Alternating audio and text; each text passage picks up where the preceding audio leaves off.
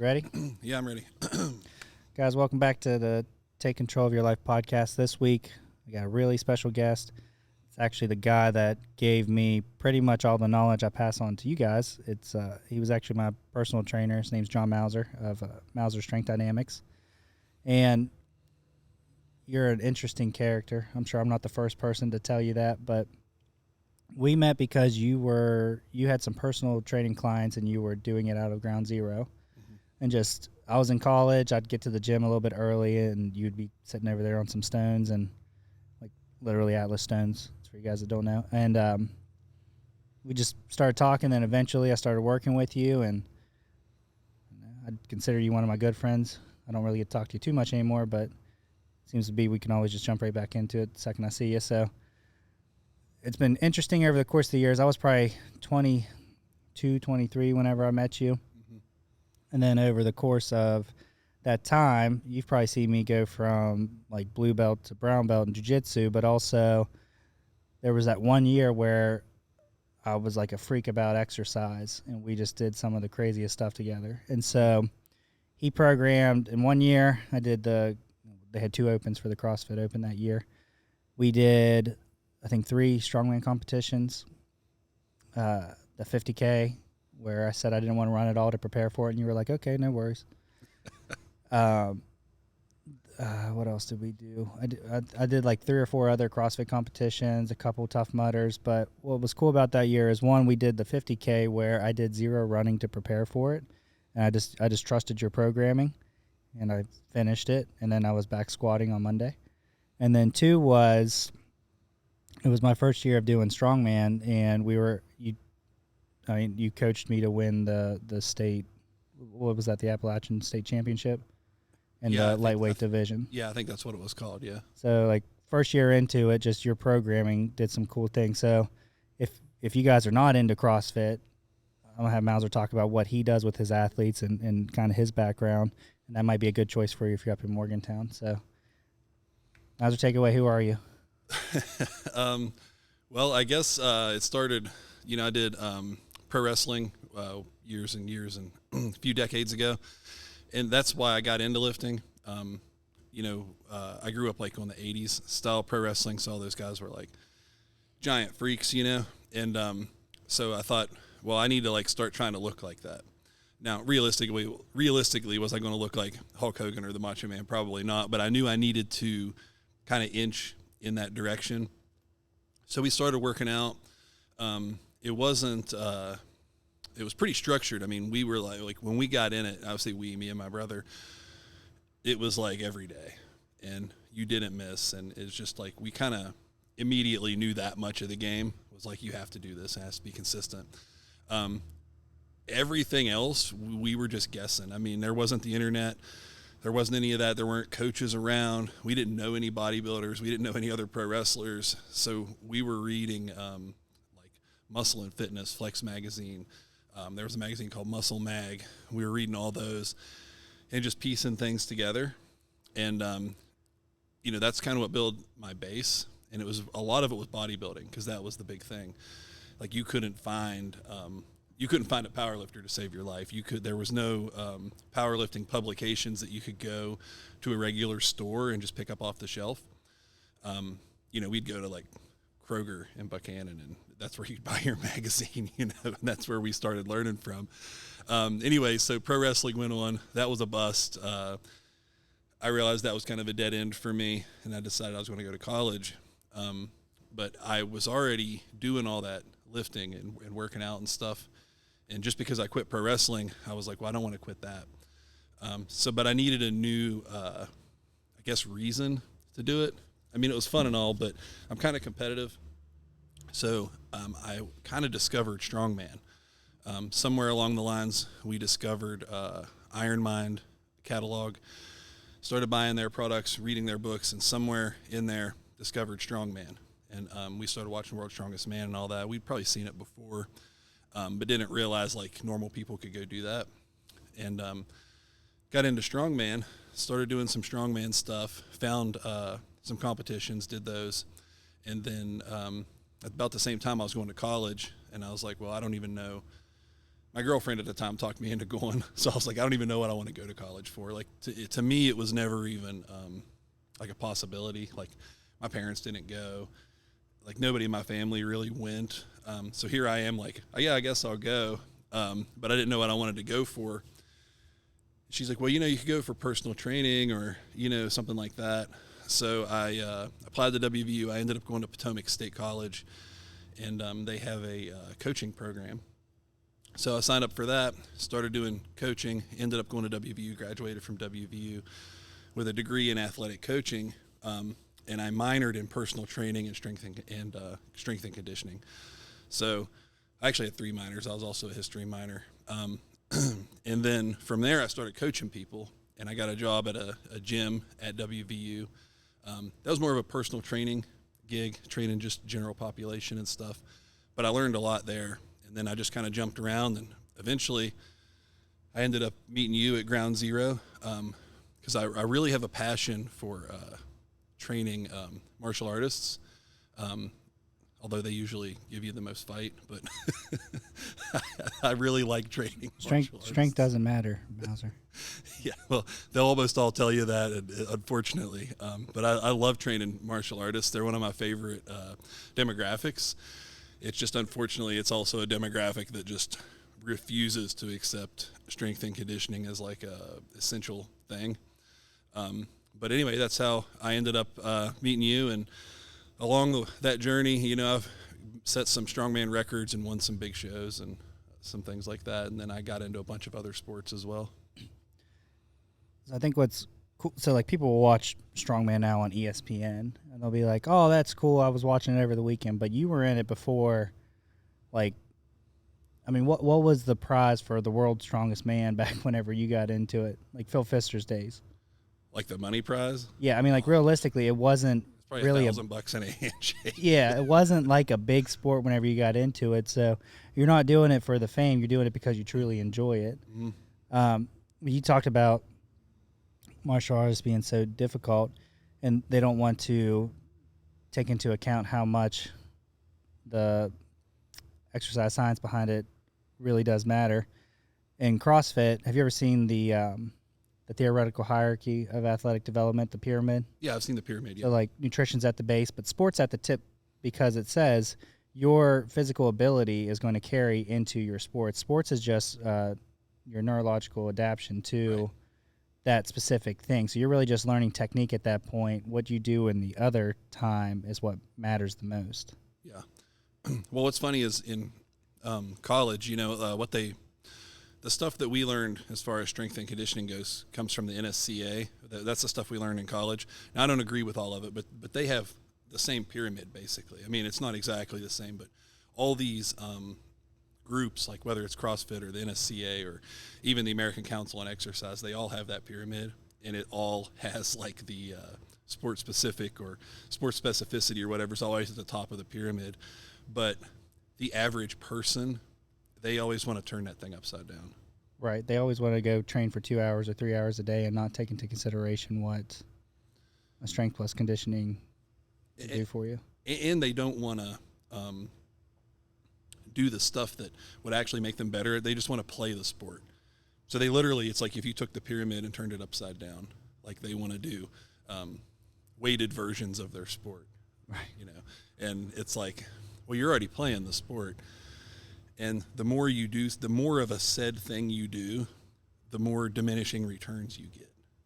So if you're playing your sport and then you're going in the weight room and you're essentially just playing your sport again, but with weights, the return on your investment there is like very minimal.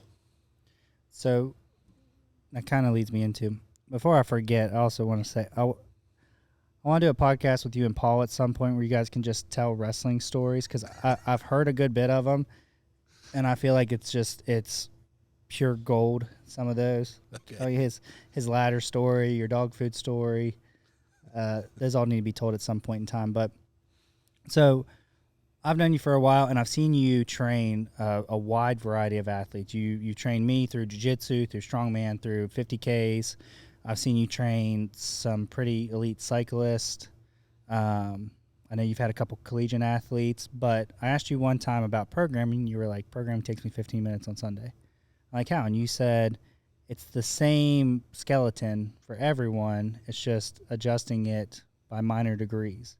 And so can you kind of break that down? Because we're talking about generalized fitness and how it applies to everyone. How does your programming apply to everyone? How do you make those minor adjustments for different athletes? So on day one, like let's say I get a new person, we're going to plug them into a system that I've kind of developed. And on day one, they're getting like the total just generic. I say generic, but that kind of makes it sound bad, but it's not generic. But the generic system, they're going to do that on day one. Now, I'll ask them questions. Do you have any injuries? Do you have a history of this, history of that? That might cause some adjustments. Somebody's got a bad back or something. Okay, well, that we start to change that skeleton a little bit, right? But if, let's say, they're healthy, then it's the same.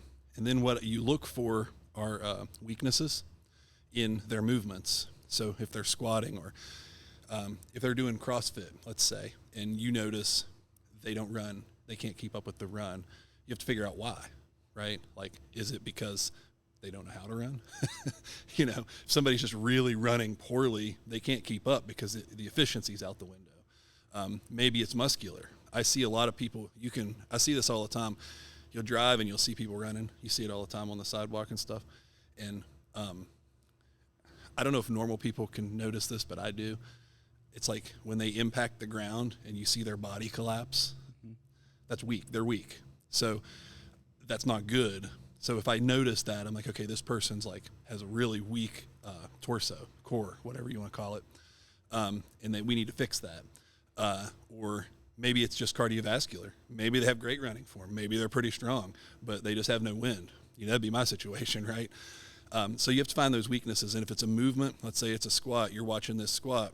Maybe they have weak hamstrings. Maybe they have weak abdominals. So that's where you start tweaking the skeleton a little bit. And you say, okay, well, I need to hammer this person's hamstrings or this person's abdominals. And then from there, it's going to be, and this takes a while. I think people expect 12-week programs. Right. 8-week programs, 16 weeks. 16 weeks, it's a miracle if you can find somebody who wants to do 16. It's usually 12 or less. So we actually just opened our Grafton location, and I did onboarding for the whole first week. And on day one, every single class, I gave a presentation, and I broke it down on realistically what should you expect out of 12 weeks, and then we broke down why health and exercise is not a 12-week goal or a 28-week goal or a year goal. It's a lifetime goal, and I broke down what happens if you stop doing it. I have a couple athletes who are here now. They stopped at some point along their journey, and they came back, and it's almost harder to get back into it because you know how good you can feel. You're like, oh, okay, I'm trying to get back to that, but it's hard to get that mindset again. Yeah, for sure. But people want those quick fixes, 12 weeks or whatever, but it takes longer than that sometimes. Now, if you've been in the game a long time, I've been doing this for a really long time, so maybe in 12 weeks I could figure it out. But, if I'm working with you and you're new, it might take me longer than 12 weeks to figure out, maybe this person should put their hands here when they squat. Or maybe this person is going to be a low bar squatter or a high bar squatter. Or maybe this person, it takes a while. I'm a big believer now in, Louis Simmons always said training was in 4-year blocks. And he said that comes from the Olympics. They train for these events in 4 years. And I'm of that belief as well. You need to put in 4-year cycles. And if you're really in it, you're going to need 2 cycles to see tremendous amounts of growth. Think about it. Even if you were doing everything wrong, let's say, and but you were consistent and you were coming in and maybe you didn't understand progressive overload or maybe you didn't understand exactly how CrossFit worked or whatever, but you did it for 8 years. You'd be pretty good, even if you were kind of not doing it right. So imagine the benefit if you just do that little bit and you're doing it right, and 8 years later, you're going to be the baddest dude in the room. So that's a perfect way to explain what we do here. So I just went to an affiliate summit where there was 200 CrossFit owners or affiliate owners, and everyone has the same question. They're like, "What about this gym down the road who's doing it like this?" Or what about this coach is bad? And it drives me crazy because, honestly, number one, competition's good for growth.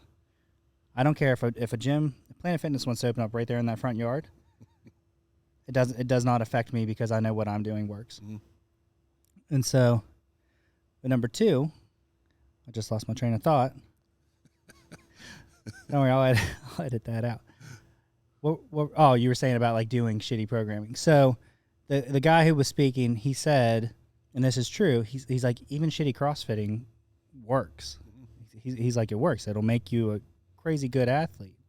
But like you just said, imagine if you went to a gym that actually gave a shit about you, and they put in the time and effort to not only run you through the workout, but to watch how you perform the mechanics and to teach you how to properly do it. And then all of a sudden, you're PRing like crazy and you're moving better numbers than you would have if you're trying to figure this thing out on your own. Do you know how many times I've had people come in and they do something and they're like, there's no way I would have done that if I was at home doing this. And it's because they have someone in front of them that actually cares and is pushing them to perform at their best for that day. Yeah. I think one of the things you run into, I don't know, I haven't run a CrossFit gym, so I don't know if it'd be similar, but when my kind of one-on-one stuff that I used to do in person, and I would try to get clients. I'd see somebody, go talk to them, kind of get that person, say, hey, just like I did with you, we started talking and then we made an agreement. But a lot of people will look at the price and say, and their thought process is like, well, I'm already getting stronger. And like I said, if you're doing anything consistently, yes, you are going to get stronger. And the truth is, even if you're doing it, like let's say you're doing it wrong and then you're doing it right, the difference is marginal, okay? But after year after year after year, marginal becomes significant. Right. So in a 12-week program, if I'm doing everything wrong and you're doing everything right, you're going to inch me out. It's going to be inches, right? But 4 years later, it's not inches anymore. You're another level ahead of me. And I think people don't see that far down the road, or maybe they don't understand that. And they think like, well, maybe it's just, I'm already getting strong, but they don't realize like if you can add those inches day after day, it becomes feet, yards, and miles. And I try to tell people that, but it's one of those, I feel like it's one of those things, you either get it or you don't. It's hard to like get somebody that doesn't understand that and force them to understand it. I'm not saying you can't, but it is extremely difficult. You're right. Have you ever had athletes who you've worked with and they've gotten some crazy results and then they just all of a sudden they feel like, you know what? I'm at the peak. I'm good. I don't need you anymore. How do you handle that if they're just, well, I don't know if I've worked with athletes before. Most of our member base, like what the people that I enjoy working with are people who are 30s, 40s, 50s. They're just trying to be healthier for their family or healthier to live a better lifestyle, not necessarily trying to be elite athletes. And so sometimes life hits them and they don't want to do this fitness thing anymore, even though it should be a non-negotiable. I'm okay if they're like, hey, I'm moving and I'm going to this place, or I'm going to go work out at Plant. As long as you are doing something, I am happy. But how do you handle the athletes who are like, I learned enough.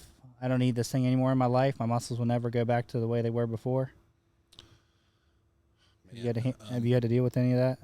Yeah, it's kind of rare. I think usually the majority is like somebody is doing really well. Like they make crazy gains. They go to like Strongman Nationals. They do pretty well. And then all of a sudden they're like, I don't want to compete anymore.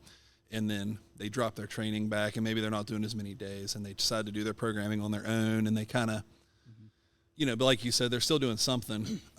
But I do know people. I trained a guy. He did I don't remember if it was a full or a half. I think he did a half marathon. I trained him for it. He did the marathon, just quit and did nothing. Stuff like that just blows my mind. But I try to be, try to understand it and try to see where they're coming from. I don't get it a lot of the times. I think maybe it's just their way of testing, like, do I like this? And they set a goal and they have the mindset and stuff to stick with it to the goal. And then it's like, well, I'm not going to do this anymore. It'd be like if I was like, I'm going to start rebuilding antique cars, you know, I would finish one because like I just have that mindset, and then I might be like, this isn't for me. Maybe that's what their thought process is. I really don't know, but yeah, I have experienced that just a couple times. Do you ever try to sprinkle in like, what are we going to do after this? So with that person, maybe 6 weeks out, it's like, hey, after this race, we're gonna have a deload week, and then what are we training for next? Yeah, I don't know that I've purposefully done that, but I'm sure that because me, I'm usually trying to push somebody to do a strongman competition. So. Yeah, I feel like a majority of our programming was strongman related. Like we did a lot of logs, not much on the stones, but we had pretty much the same splits every week, and then the accessory stuff would change. Mm-hmm. But I always got complimented in jiu-jitsu on my strength. I'm like, well, it's also the fact that I've been doing it for 10 years and I had the technical side down. But whenever you add strength plus technique, that's where you get that level up. Right. And I don't know if people see, I know I just jumped from one topic to another, but we were talking about the martial artists and not wanting to do the strength training to help. But I feel like it's like that in most sports. Like, is there a sport out there that doing a 5x5 squat would not help them? I would have to sit down and think about it, but there might be. I couldn't name it off the top of my head, but I would say 99.9% of not even sports, any activity, 5x5 squats is going to fix most problems. I mean, if you were talking for your job or just overall health, just existing, I mean. Greg and I just did a podcast on mental clarity, what exercise can do for that. Do you have anything on that? Like, I mean, if you're hating life, I mean, I feel like a 5x5 squat will fix that too, because if you do it right, you don't have any more energy to hate life. Yeah. Well, the connection between the mind and the body is really strong. And they've done studies where people that lift, like their brain will get larger.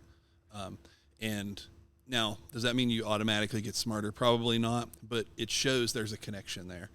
And I don't think it's like anything else, training to me, you have a couple options. There's a saying. I can't remember the saying word for word. I was Googling this the other day. Couldn't find it. So bear with me. You'll get the gist of it, but I'm going to butcher the quote. It's like if you go to work for 10 years, same job, okay? There's two options you have. You can gain 10 years worth of experience, okay? Or you can do day one for 10 years, right?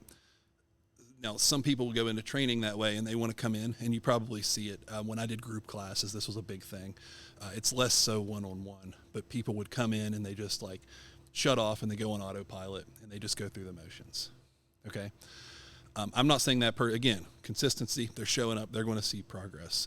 But a person that comes in that's mindful and understands what they're doing and is trying to improve, is purposefully and proactively trying to improve on a day-to-day basis, will gain a little bit more than the other person.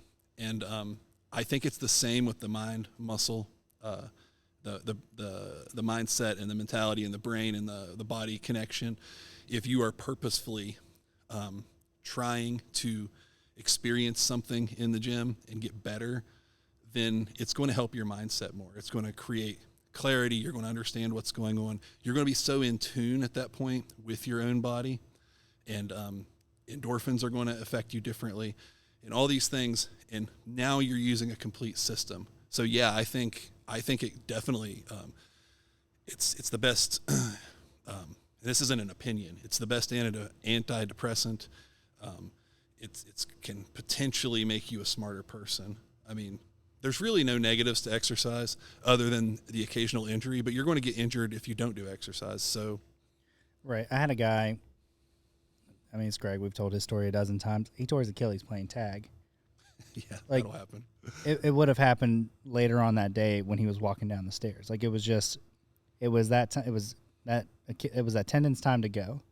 And I mean, I think we could do a whole podcast where you could discuss like, you know, how we strengthen our tendons and ligaments by doing exercise, and or even a podcast on like how lifting heavy will provide longevity because your body is more able to carry load throughout life. Like, what makes us brittle and puts us into nursing homes is when we fall and we can no longer get back up for ourselves. And what puts us in that state? It's not moving. But talking about you can have 10 years of experience or you can be a beginner every day for 10 years. I really like that because we really try to push our athletes, and I know where they're all at, but I do have a couple people who they just come in and they just want to move for the day. And I want to say that is totally fine. If that's what you want and you're happy with it, I'm happy for you. But I can also think of a couple athletes who they come in and they have intention every day. They know exactly what they're looking at, or whenever we say, hey, here's our 5 bus stops, pick one that's going to make you 1% better, they do it and they move and they have mindful thought of their movement.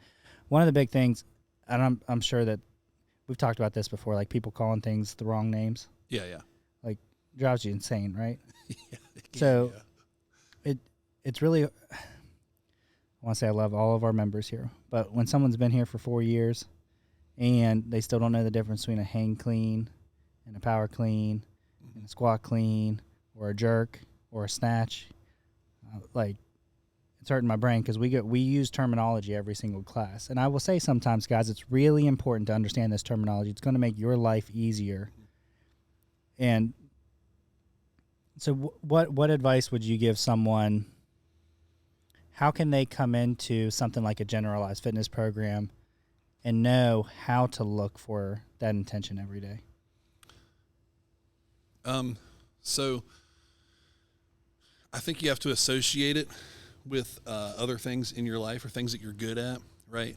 I'm big on association. And it's a little off topic, but I remember, I did pro wrestling, so I got injured a lot. I'd get hurt a lot. You'd get hit with boards and bats and all kinds of crazy stuff.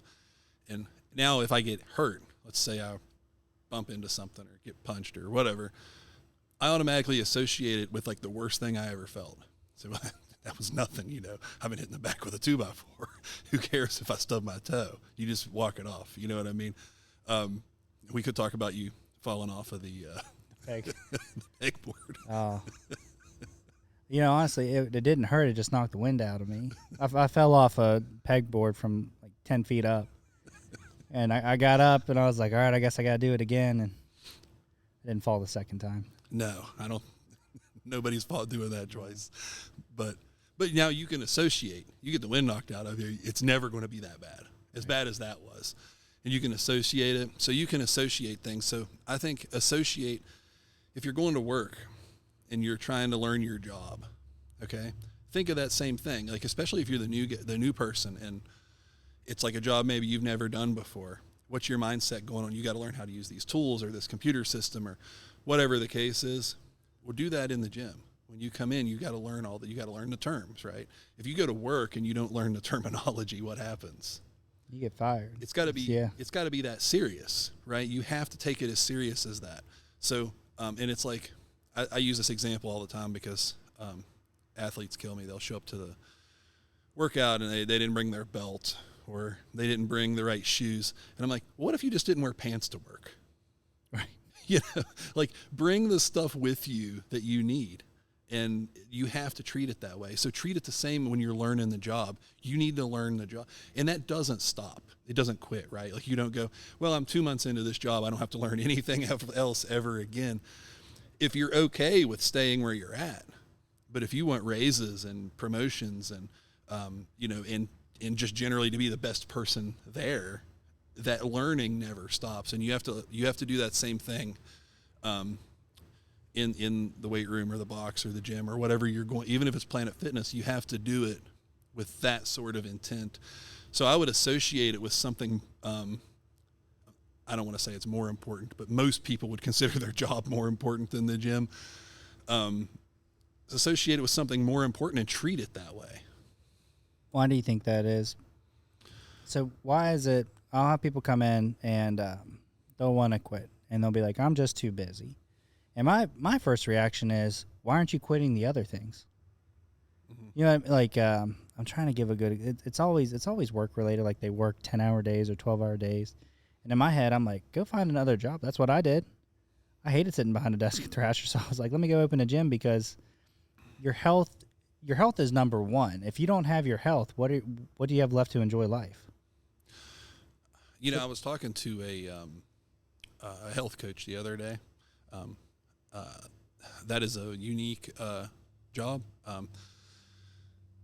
And they have some really good insight. They're not like a coach or like a trainer. It's like a totally different thing. And I was talking to them, and they said that I told them a story. When I first started training people, I was being groomed to be the morning manager at Stansbury Hall. So they put me in charge, me and this other guy in charge of running a Biggest Loser. That's how long ago this was, back when Biggest Loser was like the big thing. Yeah, I don't think you're even allowed to use those words anymore. No, you would be. Yeah, you'd be in trouble for that. But we ran it out of WVU, and there was a bunch of people. I could tell a bunch of stories about this, but I'll get to the point. This guy had come in, and we had to do a whole physical assessment, ask him all these questions. We're like, well, why did you sign up? And he said, well, my doctor told me that if I didn't start doing something, I was going to die. And yeah, I was like, oh, okay. Well, he quit after day one. Now, and I'm telling this health coach this, and I said, this is why I don't like working with most weight loss clients. I generally won't take a weight loss client anymore, because that's how a lot of them feel. They'd rather die than actually do something, right?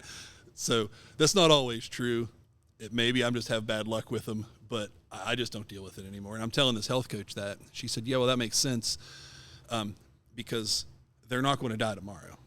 And it's so far down the road, it's not a real threat. She said most people cannot be motivated or intrinsically without immediate either immediate result or immediate threat. So when you're dealing with somebody like that, she went on this whole thing about how, you know, she would deal with that sort of thing and get somebody to do something, which, again, that's not my demographic. But people, you know, they're not going to quit their job for this. If they'd rather die than do it, they're not going to quit their job. You know what I mean? It's funny you use that example, because earlier this week, I have two members who are quitting because of time or money, and it bothers me so much. Like, you know, one of them bought a car that's outside of their price range, and so they have to start dropping things in their life. And I mean, you're locked into it. What are you gonna? Once you sign it, yeah. What are you gonna do? You gonna take a hit on it and go finance something else and have an even higher payment? But I sent her this thing, and I was like, hey, let's come up with something about if your doctor said you were going to die 6 months from now unless you made a change, what would you do? Would you find the time, and would you find the money? And like you just said, there's a lot of people out there who would be like, I guess I'm going to be dead in 6 months. Yeah. Oh, and I don't think it's a lot. I mean, I think it's a lot. There's a lot of people. But it blows my mind, because if you came to me and you were like, hey, I got this secret exercise that will let you squat 100 pounds more in 6 months. Cool. Sign me up. Yeah, like, right now. That's how my brain works. It's like, okay, I guess that's what I'm doing at 7 a.m. Yeah.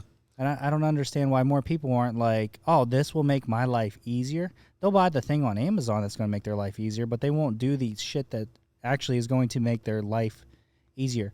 I can't imagine going through life weighing 300 or 400 pounds. I'm 5'7", and so like 300 pounds would be pretty rough on me. I cannot imagine what that feels like for an individual. I think it was you and I have had this, like, the willpower talk, mm-hmm. And I think you were the one that brought this to my attention. Watch someone who is overweight at the grocery store, like severely overweight, when they drop something. Mm-hmm. Was that you? Yeah, they drop your wallet. Yeah, so it's like a nightmare to them. Like you can see the the energy in their face just floods. Like, oh, I have to bend over to pick this up. And they do the hiking their pants up, and they're going into that wide stance, and like their elbows on their knee. They pick it up, and they come back up, and they're sweating. And I'm like, I see that now, and I'm like, and I usually get told to fuck off, but like I'm like, hey, I can help you, and it's because I really want to. But those people are also the ones who are like, I guess I'm gonna be dead in 6 months. Let me go to McDonald's and get another burger. Now, I will say there are people out there. I had an athlete who we helped lose 160 pounds. He weighed 400 pounds at one point in life. He wanted it, and then usually it's just something that is told to you, and I think it was something along those lines of like, you're not going to be around if you don't make this change. So some people it does click, but like you said, they need to have that immediate threat. I don't know if you noticed, my stepdad had a stroke last year. No, I didn't know that. No. And he was in the hospital for 2 weeks, and he doesn't remember any of it. But it scared him so much. He has not had any alcohol since he had a stroke. He hasn't had a cheat meal since his stroke. I was like, what do you do? And he's like, he told me it was like a dark chocolate thing that he'll have once a week or something. But other than that, he eats fish 4 times a week and just super clean.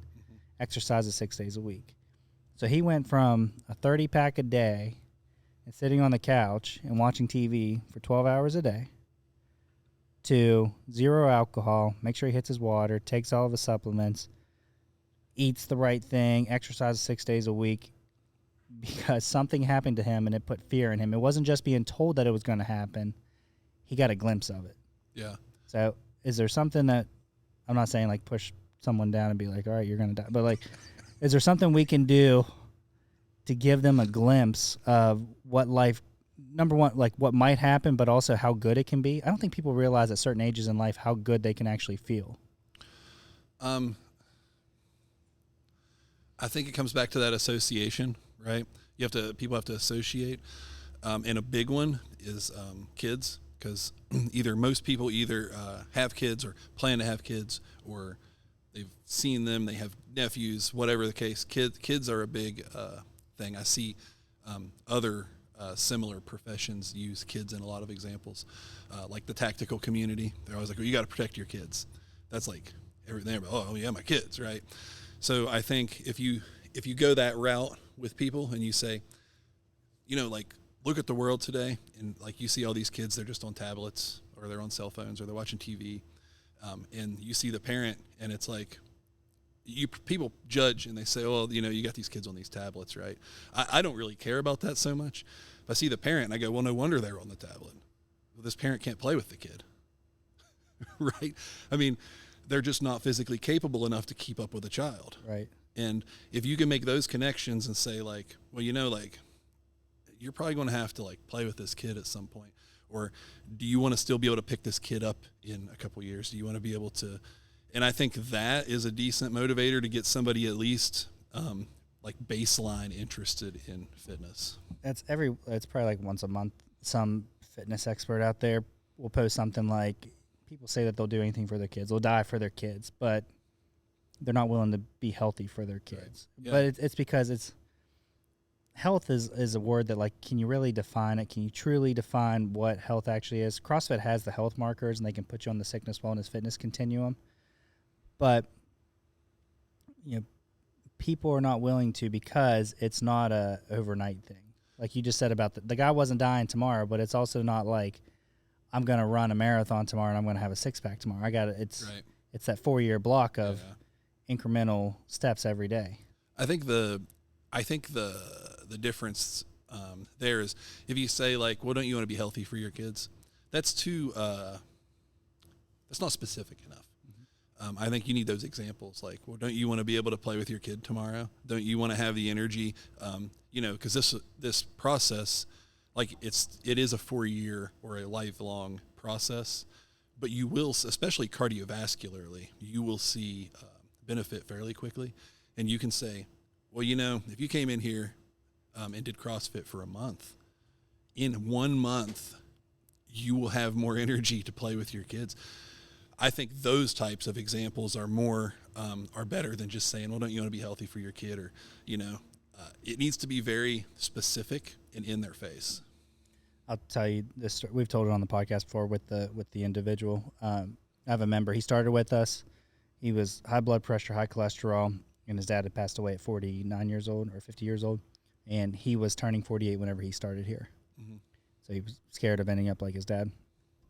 Started with us, off his blood pressure medication, off his cholesterol medication within 3 months. So like fairly quickly. Yeah, that is fast. Yeah. Went on vacation, and then just didn't come back after that. And I would reach out every week. And one week I said, hey, I need you to come up and talk to me. And he came up, and I was asking what's going on. He said he was working a lot of overtime. And you've known me for a while, so you've known me as this, like, more aggressive, blunt person. I've learned how to tone it down but also get to the point. And he said his daughter was getting ready to have he has one daughter, so he has one kid, and he was getting ready to have his first grandkid. I just looked at him and I said, do you want to be around to see your grandkid grow up? Now, he could have punched me in the face, or what did happen was he started back that day. He went into work the next, so like he was sitting out there, he was in jeans, and I said, let's go do the workout now. He did. And he went into work the next day and told them to take him off the overtime schedule, and he's been in here 5 days a week since.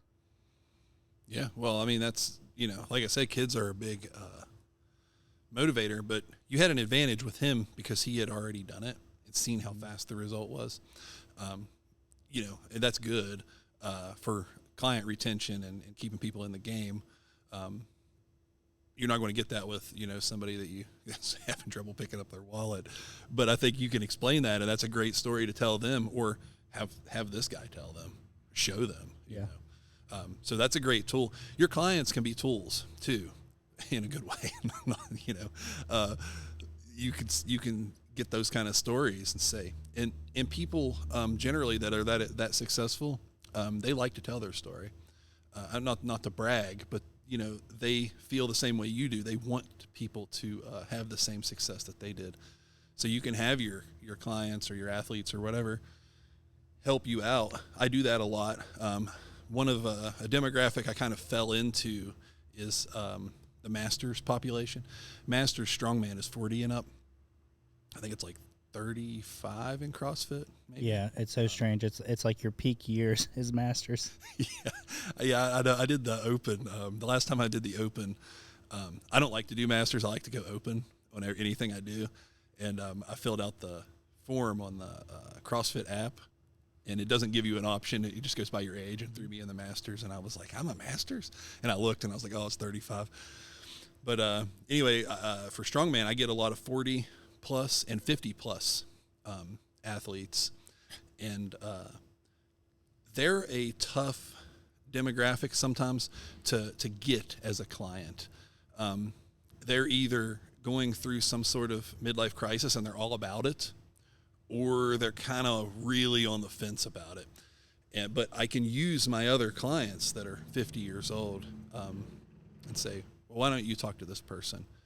And then they'll talk to, and it's like, it's that association. There's it's like, oh, well, here's this guy's 55. He's older than me, and he just won a national championship.